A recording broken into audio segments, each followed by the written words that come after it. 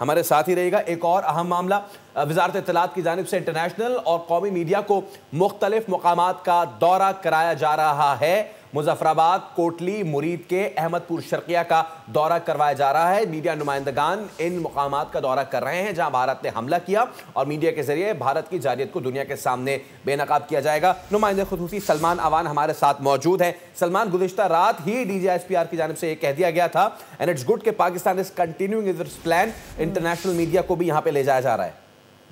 जी बिल्कुल ऐसा ही है। आज भी जो मीडिया का विजिट था वो मुरीद के और बहावलपुर के इलाकों का प्लान था और आज सुबह हंगामी तौर पर मीडिया को फैसला किया गया कि आज़ाद कश्मीर में भी ले जाया जाएगा उन मकामात पर जहां पर इंडिया ने सिविलियन टारगेट को हिट किया है, शहरी आबादी को निशाना बनाया है, मसाजिद को निशाना बनाया है। तो इन दोनों मकामात पर, इन दोनों जानिब यानी पाकिस्तान के शुमाली इलाकों में LOC की साइट के ऊपर, उसके साथ साथ पंजाब के जो मशरकी इलाके हैं बॉर्डर के साथ बहावलपुर और अहमदपुर शर्किया और इसके अलावा मुरीद के जो कि लाहौर के करीब वाक़या है, इन तमाम मकामात का विजिट करवाया जाएगा। लोकल मीडिया को, बैनुल-अक़वामी मीडिया को एक विजिट, तो जैसे कि हम बात कर रहे हैं कि पहले से ही प्लान था कि इंडिया को, दुनिया को दिखाया जा सके कि ये इलाके जिनको पॉइंट आउट किया जा रहा है इंडिया की जानिब से वो दर हकीकत में शहरी आबादी हैं। जबकि दूसरी तरफ जो विजिट है LOC के क्रॉस, उसका मकसद ये है कि दुनिया को दिखाया जाए कि जिन इलाकों सिनेरियो के अंदर ऑल्सो व्यूअर्स को भी ये बताइएगा कि वो विजिट क्यों करवाया गया था और इससे फर्दर अब क्या प्रूव हो जाएगा, क्योंकि भारत बार बार क्लेम करता है कि जी यहाँ पे टेररिस्ट के सेफ हेवन्स है।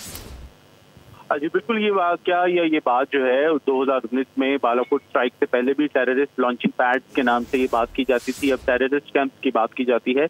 तो उस वक्त भी इंडिया ने यही बहाना बनाकर हमला किया था और अब फिर इसी किस्म का जो एक वॉर मॉन्गरिंग जो है वो की जा रही थी, वॉर हिस्टेरिया क्रिएट किया जा रहा था भारतीय मीडिया की जानिब से। तो उसी को मद्देनजर रखते हुए जो पहला विजिट है LOC के अक्रॉस करवाया गया था मीडिया को, इंटरनेशनल मीडिया को, ताकि दिखाया जा सके कि जिन जगहों को, जिन मकामात को भारत पॉइंट आउट कर रहा है, जिनको टेररिस्ट कैंप बनाकर पेश कर रहा है, वो दर हकीकत मसाजिद हैं, मदारिस हैं, सिविलियन आबादियां हैं, आम बिल्डिंग्स हैं, सिविलियन बिल्डिंग्स हैं, कोई मिलिट्री टारगेट्स नहीं है और कोई टेररिस्ट कैंप नहीं है। तो वो विजिट तो अकॉर्डिंग टू शेड्यूल कंडक्ट किया गया था और उसके बाद जो है फिर आज का एक विजिट जो है वो प्लान था मुरीद के और बहावलपुर साइड का। और इसके अलावा फिर जब ये रात को अटैक हुआ तो एक और विजिट जो है वो सुबह सवेरे अरेंज किया गया है वजारत इत्तलात की जानिब से, जिसमें जर्नलिस्ट को, इंटरनेशनल मीडिया को, लोकल जर्नलिस्ट को ले जाया जा रहा है आज़ाद कश्मीर में मुख्तलिफ मकामात पर जहाँ जहाँ ये स्ट्राइक की गई हैं, ताकि वहाँ की रियलिटी जो है वो दुनिया के सामने लाई जा सके। वैसे तो अभी जितने आपके सामने हैं फिगर्स सामने आए हैं, तमाम के तमाम सिविलियन लोग हैं जिनको टेररिस्ट डिक्लेयर करके,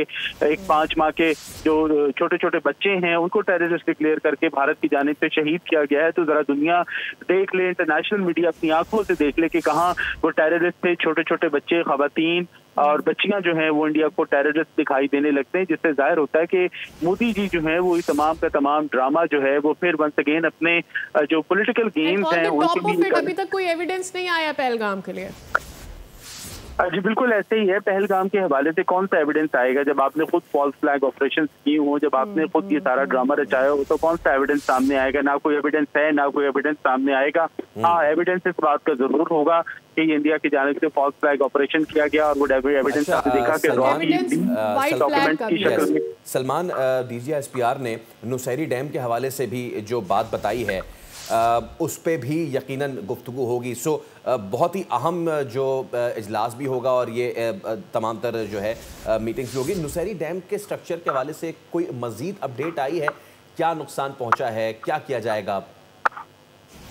जी बिल्कुल, नेशनल सिक्योरिटी कमेटी का जो इजलास है उसमें तमाम तर पहलू जो हैं, तमाम तर जब तक की डेवलपमेंट है उसका जायजा लिया जाएगा। पाकिस्तान का जो एक्शन रहा, पाकिस्तान का जो रिएक्शन रहा, उसका जायजा लिया जाएगा और इसके साथ साथ जो नुकसानात हुए हैं उन्हीं को कैलकुलेट भी किया जाएगा। कैलकुलेशन तो हो चुकी होगी और उसके ऊपर जो कमेटी है वो एक्शन लेगी, उसके ऊपर फैसला करेगी कि पाकिस्तान मजीद फर्दर किस हद तक जाएगा। लेकिन मेरा ख्याल है कि अब तक अच्छा खासा सबक जो है वो सिखा दिया गया है। लेकिन 2-3 चीजें हैं वो बहुत इंपॉर्टेंट है। भारत की जानिब से सिविलियन लोगों को निशाना बनाना, पॉपुलेशन को निशाना बनाना और ये जो हाइड्रो इंफ्रास्ट्रक्चर हैं इनको निशाना बनाना, ये बहुत संगीन इसकी इम्प्लीकेशन हो सकती हैं, होनी चाहिए और भारत को जवाबदेह करार दिया जाना चाहिए, ठहराया जाना चाहिए।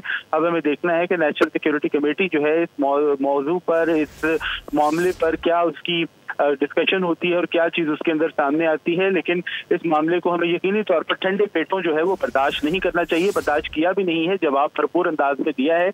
लेकिन ये दोनों बहुत सीरियस किस्म के मामला हैं कि आप शहरी आबादी को वेपन्स के जरिए से, एयरपोर्ट्स के जरिए से टारगेट करते हैं और उसके बाद फिर आप जो है जो पन बिजली के मंसूबे हैं, हाइड्रो इंफ्रास्ट्रक्चर हैं, उनको नुकसान पहुंचाते हैं। तो ये बहुत ज्यादा खतरनाक मामला हैं। और जो आपने सवाल पूछा कि इन दोनों डैम, क्योंकि नीलम झेलम को भी निशाना बनाया गया है, डीजी ने बताया, और इसके साथ साथ नौशहरी डैम, अभी तक की जो अपडेट्स है वो तो सामने नहीं आई, लेकिन ये बात कंफर्म है कि इन दोनों इंफ्रास्ट्रक्चर को नुकसान पहुंचाया गया है। जी ठीक है सलमान, आप हमें अपडेट कर रहे थे, आपसे वक्तन फवक्तन हम अपडेट्स लेते रहेंगे। इससे पहले भी वफाकी वज़ीर इत्तलात अता तारड़ इंटरनेशनल और लोकल मीडिया को लेके जा चुके हैं। हम सब्सक्राइब करें और बेल दबाएं ताकि कोई खबर रह न जाए।